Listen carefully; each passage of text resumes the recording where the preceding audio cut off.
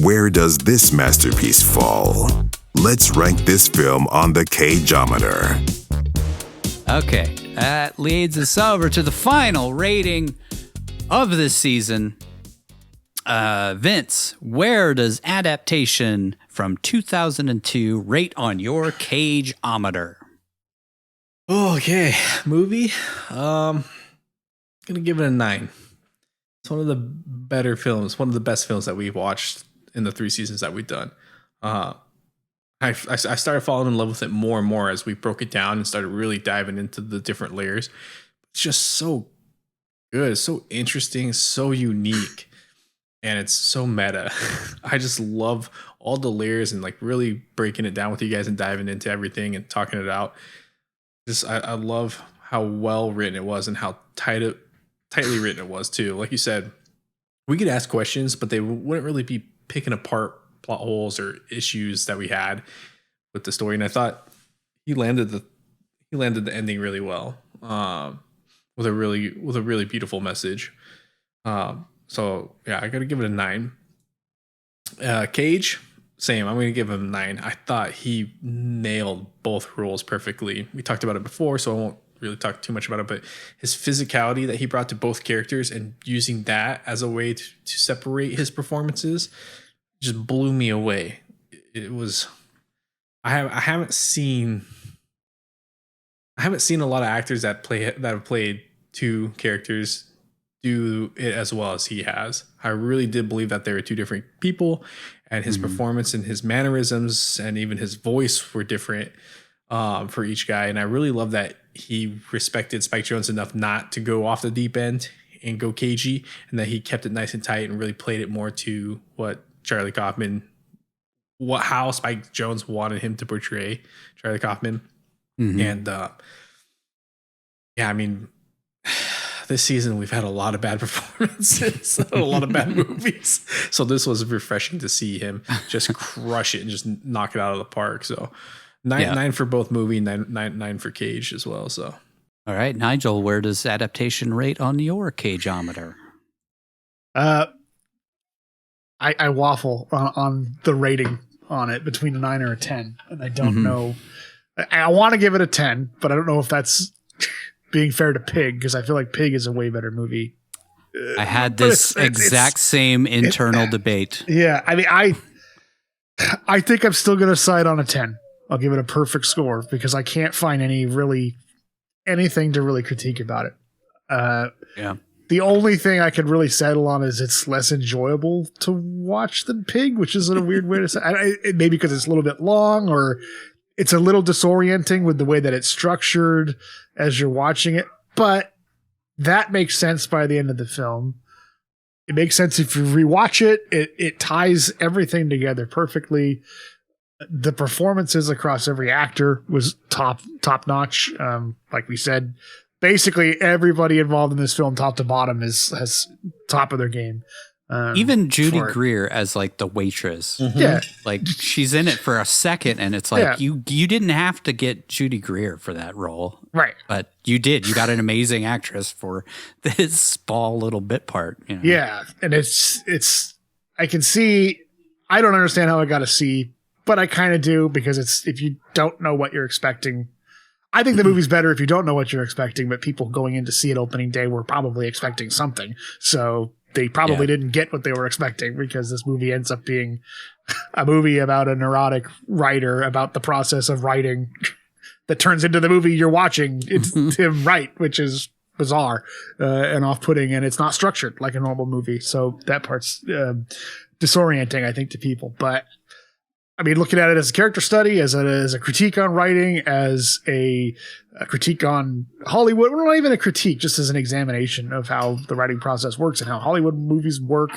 I don't think it's overly cynical. I don't think it's overly critical. It just is. And I think it's what Charlie Kaufman struggled with in the beginning of the movie, where he's like, I'm trying to write a movie that's like real life, like this, but still is something that people are going to want to watch. And you know, the challenge being what he gets ultimately from McKay is that, like, or McKee, whatever his name is, what is it? McKee. McKee. Yeah. is that there is drama in life. If you think nothing happens in life, you're wrong. And if you can't find something to write about it, then, why are you wasting people's time? And it's like that. Like, there's a profound message to this movie by the end of it, if you look at it from the standpoint of Charlie Kaufman coming to grips with, I don't know exactly what, but there's something to do with passion, with discovering yourself, discovering aspects of yourself that you need, and all of that. I've lost my train of thought trying to coalesce it into something. But the movie. So did Charlie Kaufman, man. Right. Wait, inject yourself into your review. But on first glance, it seems like maybe nothing ultimately happens in this, but that couldn't be further from the truth. Even adding a typical Hollywood third act to the movie we're watching as The Orchid Thief, or the story of Charlie Kaufman adapting The Orchid Thief, if you look beyond that, there's still that life lessons he gleaned from what seems like a mundane experience in writing and struggling with it. Yeah. So, and I think you can pull that from this, even if you ignore the surface level stuff, which it's kind of hard to even focus on the surface level because you don't know what the surface level of the movie is. Is it autobiographical? Are we watching part of The Orchid Thief? Are we watching? You can't even treat it like a reliable narration of what happened to Charlie Kaufman, because it sort of becomes the movie that he creates with his brother Donald, who doesn't actually exist. So again, that's all a long-winded way to say that I think this movie is brilliant, and we'll give it a perfect score. Cage. Again, this is another performance of Cage that's top tier. There aren't very many of them that we've come across on this level. And like you said, to play it twice, two different versions of, it's almost the same character. I mean, you can call it two different versions of the same character, even on the fact that they're twins. They're really similar because they're twin brothers. But I mean, if you look at it from the fact that they're different parts of Charlie Kaufman's psyche, they're the same person, and he's playing both of them. But again, completely distinct. You can tell which one is talking or on screen or delivering lines or whatever at any given moment in an instant. Yep. You can tell by the way he stands, the way he talks, the way his mannerisms work, the things he says. He plays both of them. Like when they're both on the phone, like it's so distinctly like that is definitely Donald and this is definitely Charlie. It's like, and even taking the performance out of it, by the time you get to the third act, I said you can feel the voice of both characters coming through in what you're watching the two characters do. It's crazy. But the way that he's portrayed both characters throughout it, you totally can understand where different aspects of that third act come from in both of those. And it's like, it's so bizarre because it's like the voice of the fictional character is coming through in the fictional third act of this movie that we were watching. And that's a credit to him. So I give him a 10 out of 10 on that as well. It's another, I think I've only done it once, which was with Pig, maybe twice. But yeah, this is another one from my own personal Nick Cage journey. This was the first movie I saw that actually made me realize Nick Cage is a good actor. It can be.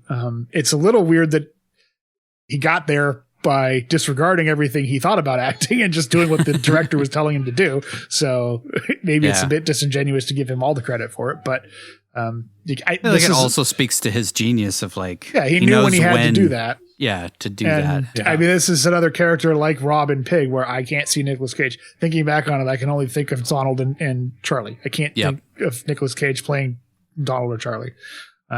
Despite the fact that he doesn't go through as much of a physical transfer. Well, I guess he kind of does, but like as Rob, he has the full beard and mannerisms and long hair. He physically looks different than what we're used to seeing in Nicolas Cage, which is less so in this. He's still clean shaven. He's got the curly hair, balding, fat suit stuff, but it's still clearly a Nicolas Cage face. But even despite that, I can't picture this as Nicolas Cage playing either of those characters. It's just those two characters.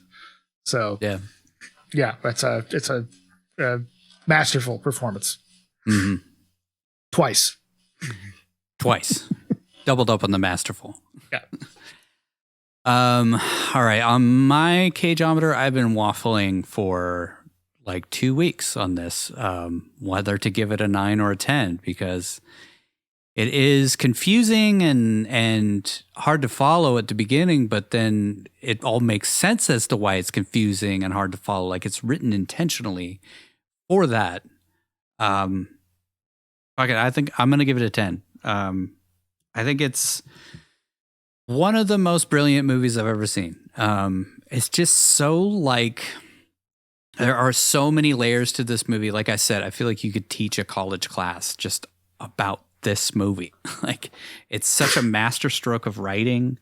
And it's something that in less capable hands of a team of filmmakers, like the director, the cinematographer, all of that, makeup even, like it could have fallen apart, like everything. Like, it's such a crazy thing and takes such like huge balls to like even like, I'm just going to write this thing because this is what's coming out of my head and I'm just going to deliver it. And it's like, what a fucking like, I mean, his career could have been completely ruined at that point.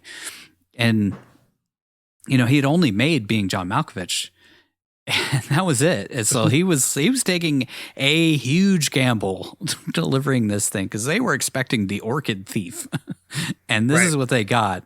And I think it's a credit to Spike Jonze, especially, and the people who eventually okayed this thing.